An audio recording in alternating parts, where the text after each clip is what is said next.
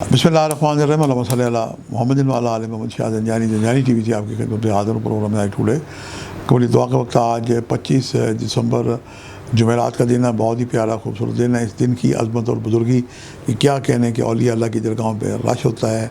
अज़ान मगरिब के वक्त मलाइका तशरीफ़ ले आते हैं, आलम बरज़ख से अरवाह आ जाती हैं और मलाइका जो है ये अज़ान असर के वक्त ही आ जाते हैं और ये 24 घंटे रहते हैं, दुरूद पाक का सवाब लिखते हैं। तो आज अपने वो दस्तकान के लिए ज़रूर सूरह फातिहा सूरह इखलास पढ़ के हदिया करें, उनके नाम का सदका व खैरात दें। आज मैंने आपके लिए जो कबूली दुआ के वक्त निकालने की सादत हासिल की है, जो पहला वक्त है मेरे नज़दीक सुबह 2:09 से लेके 2:39 का वक्त है और तीसरा वक्त आज ही के दिन दोपहर 2:39 से लेके 3:09 का वक्त है और तीसरा दिन आज ही के दिन अज़ान मगरिब का है। इन औकात को पाएँ तो निसफ़ घंटे के औकात हैं।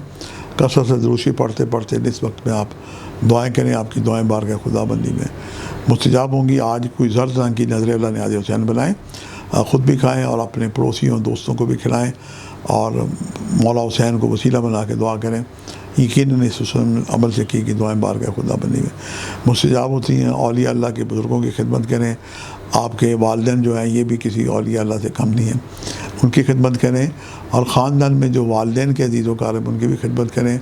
और किसी दरगाह पे भी जाएँ तो वहाँ अपने किसी मुर्शिद पीर की दरगाह पे जाके मोहम्मद व आले मोहम्मद को वसीला बना के दुआ करें। इस हुस्न अमल से की दुआएं बारगाह खुदाबंदी में मुस्तजाब होंगी।